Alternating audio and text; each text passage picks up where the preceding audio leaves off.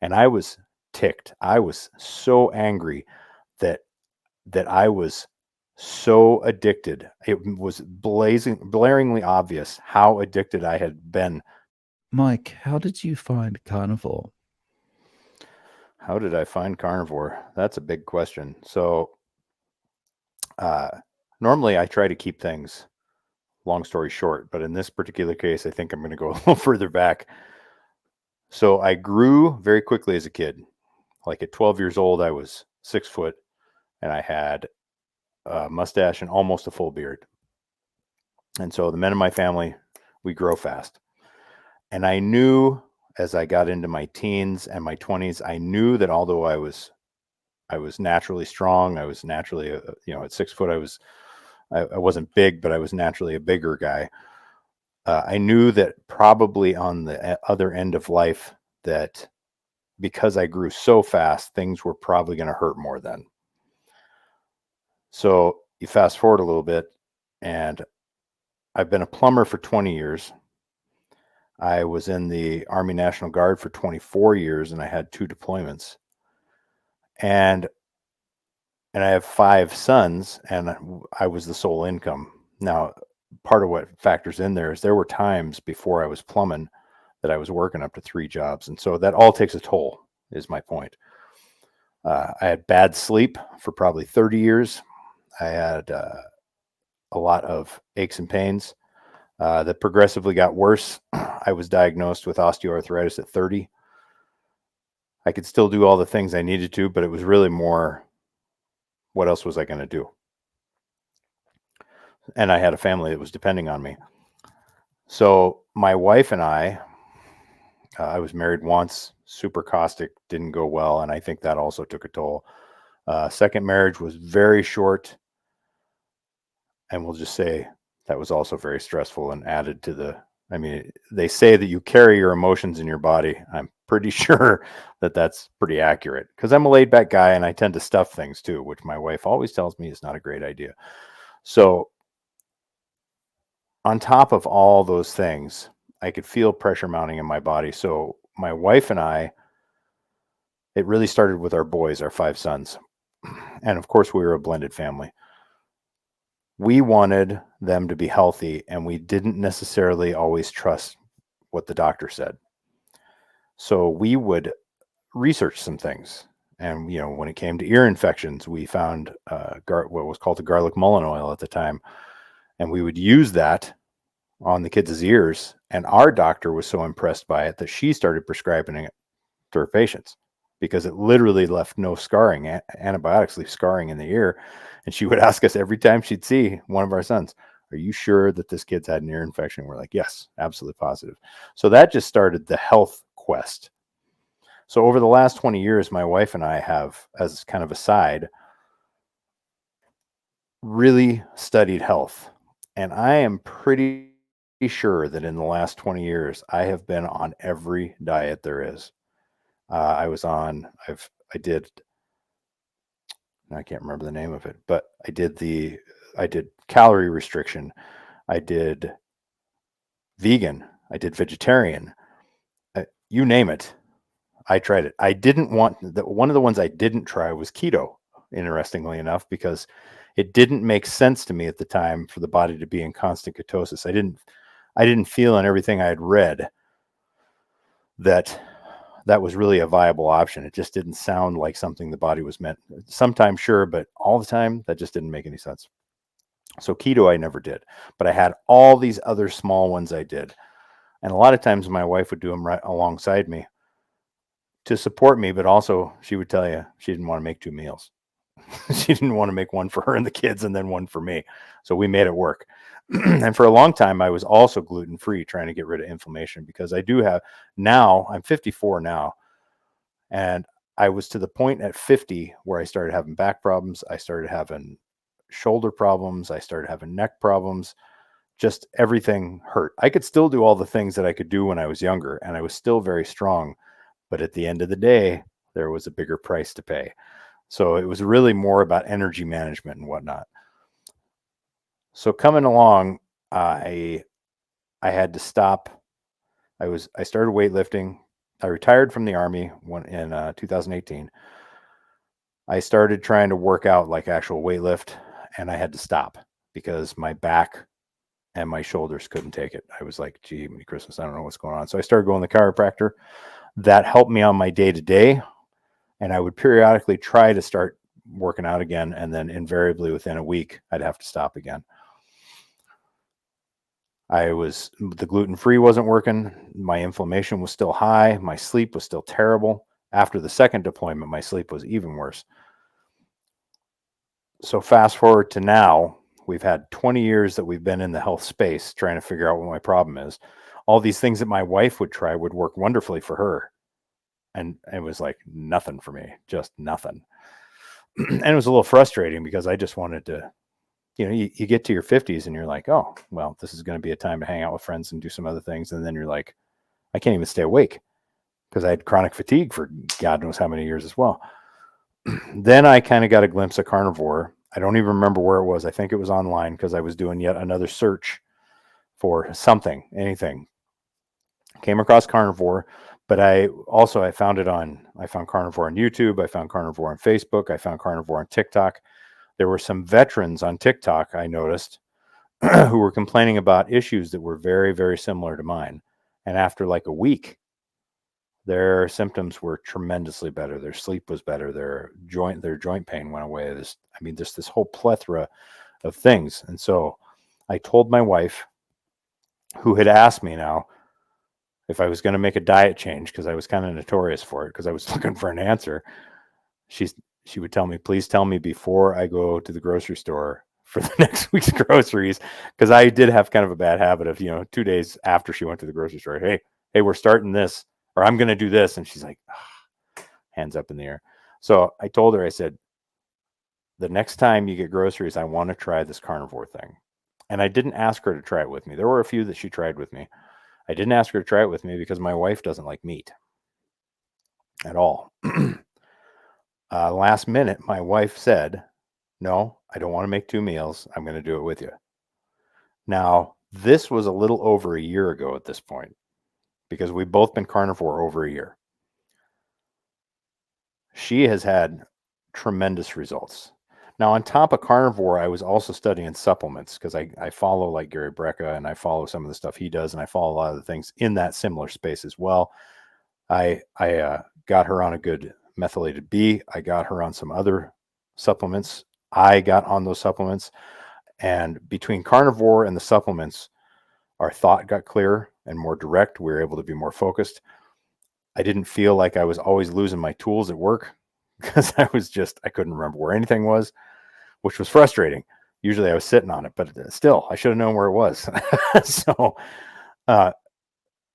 my wife has had, she has carried around the thought that she has the MTFHR mutation and that meant certain things for her. All fixed now. Her energy levels, all that feels tremendous. So for her, it was huge. For me, when I hit carnivore, I dropped a lot of weight right away. Well, not a ton, but it seemed like a lot to me. And my inflammation went down. I felt like I could weightlift again. Maybe I wasn't going to push it because in the past I'd already had to give it up 3 times, and I had weights in my basement. I was just waiting for an opportunity to do it. My sleep. Look, the VA made me do a sleep study, which is the most horrible study on the planet because they put this stuff on you, and it's like, of course you're going to sleep terribly. Who would sleep well with all that crap attached to you? So they sent the results back. They said I had sleep apnea. I needed a CPAP. They sent me a CPAP. I spent 3 months trying to use that thing. It was terrible. Worst sleep I got in my entire life. I finally put it away. I was like, I'll deal. I can't do this. But after I started carnivore, within a couple of weeks, I started sleeping. I'd have some bad nights. And to this day, I still have some bad nights. But most of my sleep is tremendous. Tremendously better. My inflammation went back down about 6 months into carnivore. To be honest, a lot of my inflammation came back, and I wasn't sure why. So I tried at that point. I'm not sure why I tried then to weightlift again, and it was kind of a disaster. So I knew there must be something going on. At that point, it was just meat, cheese, eggs, and coffee. Well, dairy basically. So not like cottage cheese or sour cream or anything, but just like heavy cream for my coffee, things like that. About a month ago, I knew what I needed to do. About a month ago, I cut coffee entirely. And so now I eat meat. I kept butter in for the fats since I was cutting back all the dairy, and then water basically. So my I still have some of my inflammation, but it's considerably more manageable. I also started weightlifting. Well, not weightlifting. I also started working out with the X3, which was a game changer for my weightlifting regimen. My back still hurts when I use it. I'm really, really specific about my form. I've been really specific about my food, obviously. And I wouldn't say that my inflammation is all gone, but it's considerably more manageable than it was. Now I don't get up in the morning and feel like I'm 85. So that's where we're at with it right now. We have actually no intention of going off of it. I just don't see the point. I feel better overall. My mental clarity is better. Even with the inflammation, this is the best I've felt. Everybody calls it a diet, carnivore diet. And I'm not sure why they call it a diet, because it's a way of eating. Let me tell you what really blew my mind on carnivore. This just blew. So I'm not going to lie. I still struggle with fatigue, with chronic fatigue. All right. So I'm tired most of the day. I still haven't quite figured out what the magic, whatever it is for that. So now I am very, very busy, and I suppose that could contribute to it. But at the same time, it's still very similar to the fatigue I've always had. But like I said, I feel so much better than I did that I wouldn't change what I'm doing. Anyway, everybody calls it the carnivore diet, and everybody tells you you're going to die and all these things. And I don't know why they call it a diet. It's really a way of eating, just like it's not something I'm going to do for a while and then stop. At this point, my wife and I aren't even sure why we'd go back. Now, I don't get bored with the diet. My wife gets bored with the diet, and I can understand why, because she still has dairy, but I can see how it would get boring for somebody who likes some variety. But at the same time, she has a bigger desire to feel better than she does to go back to all the stuff that we were eating before, which was obviously not serving us, which they call the standard American diet. When really it's just a way of eating. Anyway, the thing that blew me away was I knew that I had low testosterone. I could tell. Every guy knows when his testosterone's low. All right. 2 weeks into carnivore, and I could tell you right now, my testosterone was considerably higher, and it stayed high this entire time. What gets me is what they teach about cholesterol. When I found out that cholesterol was a potential building block for testosterone, and they want to keep your cholesterol low, I'm not going to lie, it had reverberations of conspiracy in the background, that there's a reason they want your cholesterol low, so they can keep your T low, so they can keep you low, so they can keep you medicated, so they can keep picking your pocket. But I couldn't believe in all 20 years of research in health and wellness that I had never run across that cholesterol was a building block for testosterone. It just blew my mind and just made me, all the more convicted to do it. The other thing that really blew my mind, if I may say, is when the cravings went away. I didn't necessarily have a sweet tooth, but there were sweet things I liked. And I was a huge honey bun fan. Just the little honey, the little Debbie honey buns that you get. What's a honey bun? A honey bun. So it's like a cinnamon roll, only in a wrapper. So a little Debbie. Are you overseas? Yeah, Oh, I'm in okay. Japan. Yeah. You're in Japan. Okay. So yeah, honey buns are just they're junk. They're just junk, but they're delicious. They're delicious junk. Okay, which every carnivore understands. Anyway, I would eat 1 or 2 of those a week because I just loved them.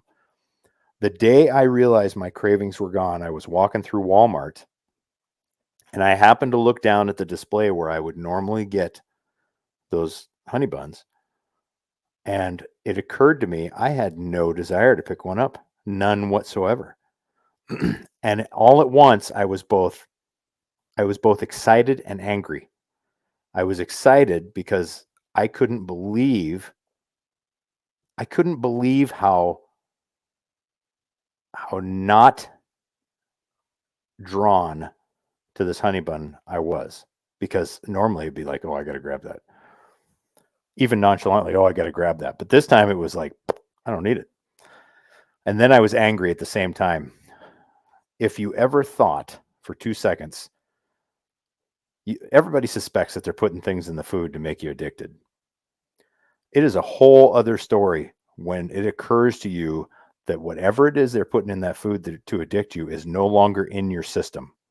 And I was ticked. I was so angry that I was so addicted. It was blaringly obvious how addicted I had been to that type of food when when it was just gone, when the reaction to it was just gone.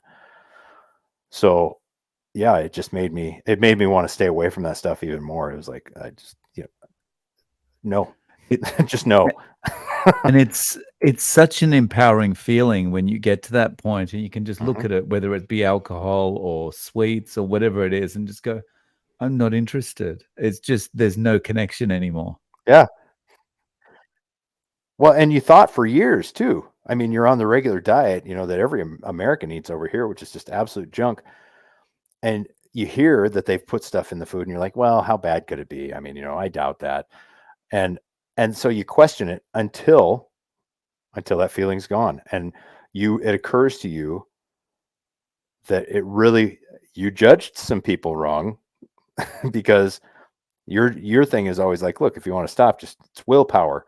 It's not just willpower. I was so wrong on yeah, some people can use willpower to do it, but that addiction, it was, like I said, so obvious that it was so powerful, and that willpower just was a small part of it. Yeah.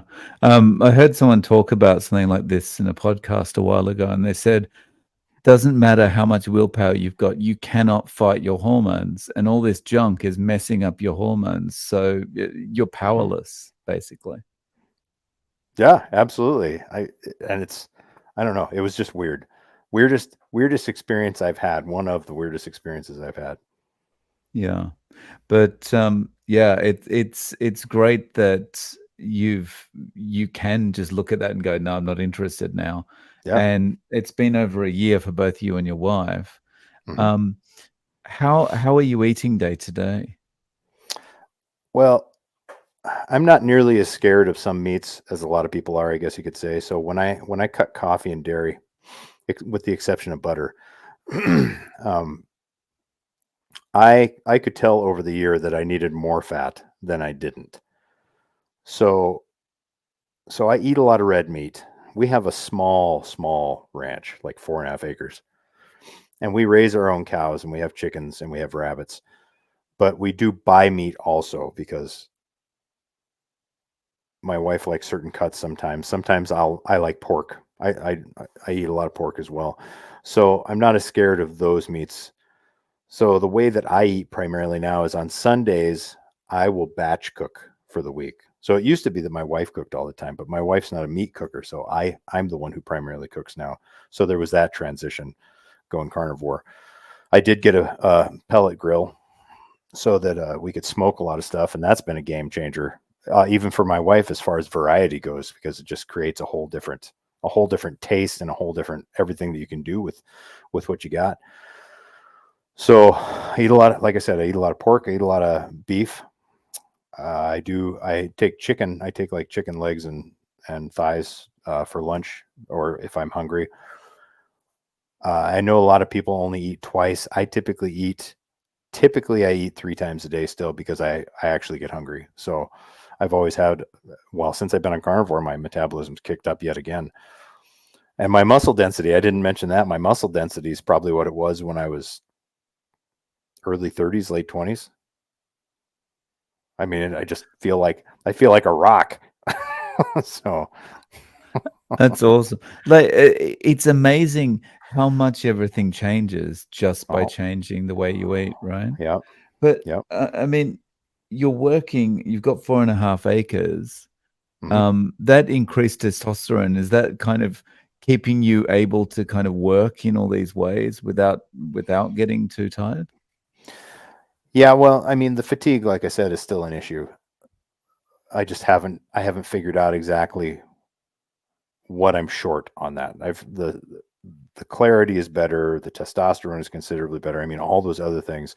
So my soreness, I still have my my soreness is manageable. I can weight lift again, like I said. But as far as I think the testosterone has helped a lot. I think the my more even energy during the day. I do have more even energy, although I still deal with the fatigue.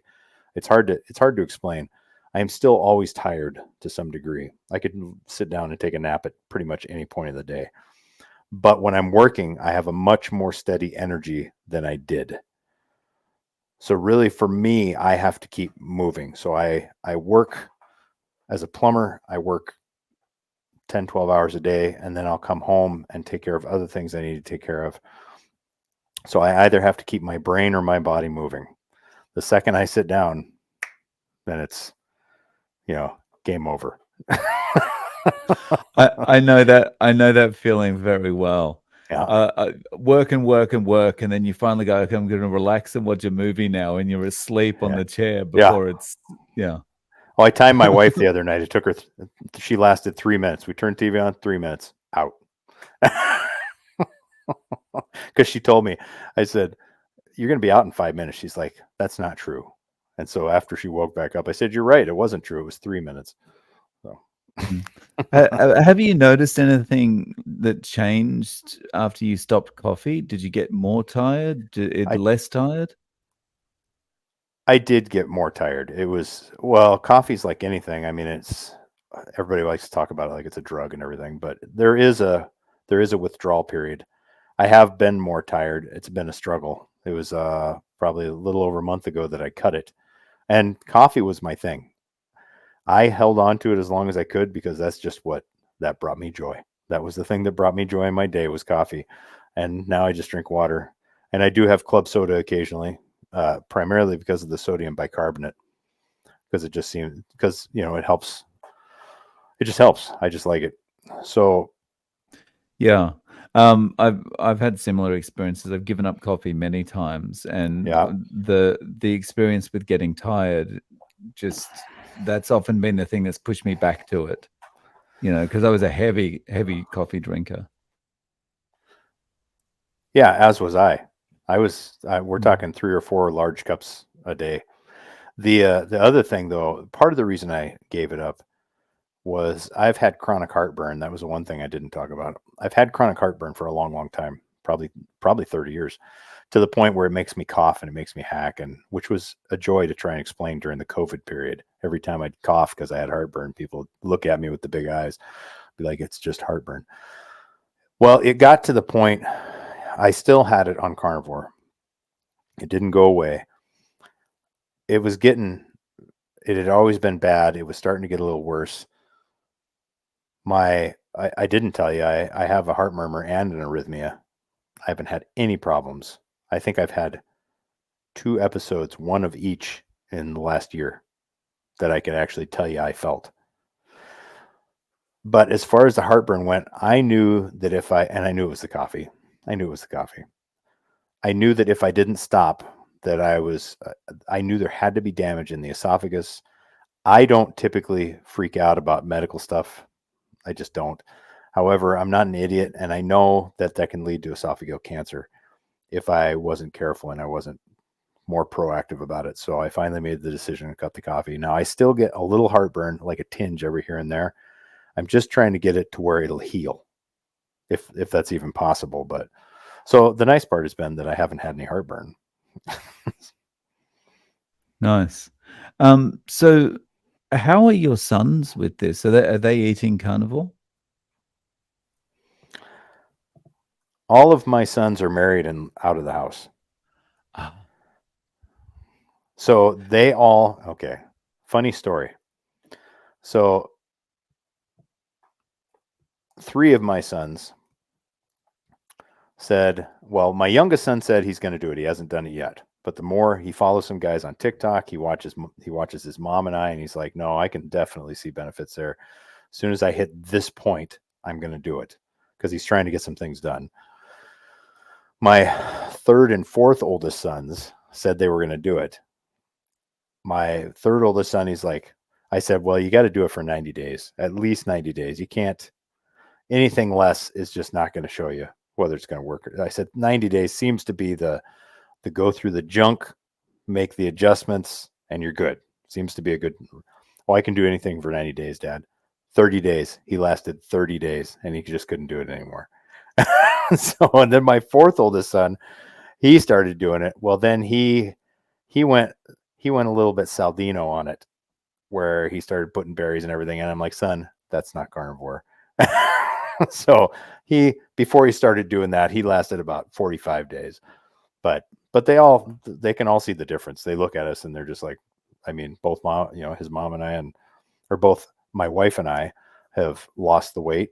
We are more alert when you talk to us, and we just are obviously more present in the conversations. Have family or friends commented on your weight loss? Yeah, we've had, so an interesting thing, and I can't prove this. However, you can see I'm getting gray here. If I didn't know better, I'd say some of that has actually filled in with my natural hair color. I am almost positive I'm less gray now than I was when I started carnivore. So we get a lot of questions. Well, my oldest son is 34 years old. My youngest son is in his mid-20s. And so we get that question a lot. How old are you? Oh, are your kids at home still? It's like, no.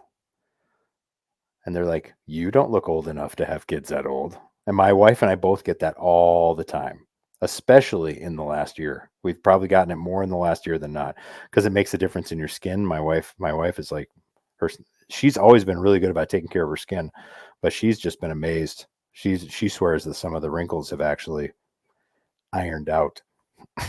So yeah, I feel that way myself. It's like, yeah, not as as well, when the inflammation goes away, especially from your face, like everything changes. Yeah, it does. Yes, absolutely. Yeah. So if a friend came to you and said, okay, so I want to give this carnivore thing a go, I'm willing to do it for the 90 days, what advice would you give them to kind of stick with it? I know I said that I underestimated how much willpower had anything to do with it, but there is a certain amount of willpower. I've actually had several people ask me. My wife's had several people ask her as well. We tell them all the same thing: 90 days, and you got to stick with it.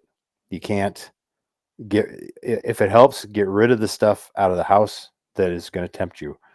Try to not go out as much. Try to surround yourself with the things you can have. Take a lunch. Don't try to do everything at once. There's a lot of people. I know there's a lot of people that tell their friends and whatnot to to take it slow and just gradually get up on it. I'm not a big believer in that. If you're going to do it, just do it, and just make sure that you have snacks, or that you have, as far as your habits go, sure, work into it that way. As far as the foods go, just cut them, because it's just got to go. You're just prolonging the process, and I think that's probably not as helpful as people think it is. So we usually tell them, just keep stuff around you can have, and try and call if you're struggling. People get so bored. People are so used to being entertained and having everything that they want right at their fingertips, that when they can't have what they want, they start losing their minds a little bit. But Right. So Mike, is there a way that people can reach out to you? Do you have any social media or anything that people can get in contact? yeah, you can find me at Mike Baker on Facebook. You can also find the podcast that I did, which was The Sedated Man. You can also reach me via that. You can also find me on TikTok. And I have a ton of my content there as far as talking carnivore, talking the ranch, other things as well. Awesome. So I'll link to those below. Mike, I really appreciate you coming on and sharing your story with us. Thank you so much. It's been my pleasure.